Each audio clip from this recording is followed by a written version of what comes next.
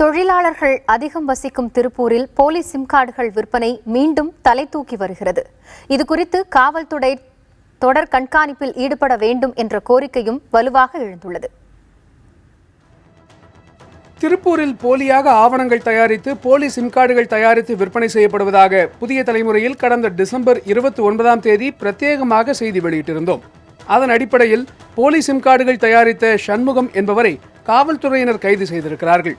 அப்போதைய மாநகர காவல் ஆணையர் சேஷசாயி இதுகுறித்து தீவிர கண்காணிப்பு பணிகள் மேற்கொள்ளப்படும் என்று கூறியிருந்தார். ஆனால் போலி சிம் கார்டுகள் விவகாரம் மீண்டும் தலை தூக்குவது ஆபத்தானது என்கிறார்கள் சமூக ஆர்வலர்கள். கட்டுப்படுத்தினா ஒரே வழி என்னன்னா, போலீஸ் எப்பவுமே கண்காணிப்பிலேயே இவங்க இருக்கணும். அதே மாதிரி ஆக்டிவேஷன் பண்ணுறதும் பார்த்தீங்கன்னா பிரைவேட் ஆக்டிவேஷனில் இருக்கிறதுனால அந்த சிக்கல் வருது.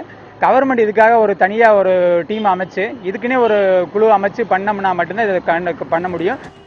தற்போதும் கூட திருப்பூரின் ஒரு சில கடைகளில் 300 ரூபாய்க்கும் அதிகபட்சமாக 500 ரூபாய்க்கும் போலி ஆவணங்கள் மூலமாக ஆக்டிவேட் செய்யப்பட்ட சிம் கார்டுகள் விற்பனை செய்யப்பட்டு வருகின்றன. போலி சிம் கார்டுகள் விற்பனையை கட்டுப்படுத்த கடுமையான நடவடிக்கை தேவை என்கிறார்கள் பொதுமக்கள்.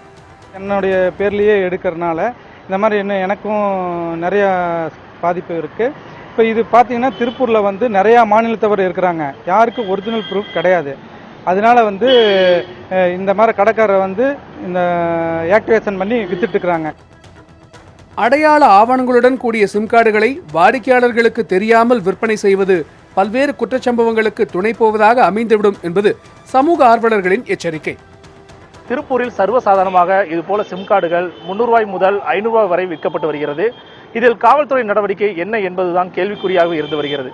எனவே போலி சிம் கார்டுகளை தடுக்க ஒரு தனி குழு அமைத்து காவல்துறை இதில் உரிய கண்காணிப்பு ஏற்பாடுகளை ஏற்படுத்த வேண்டும் என்பதுதான் அனைவரின் கோரிக்கையாக உள்ளது.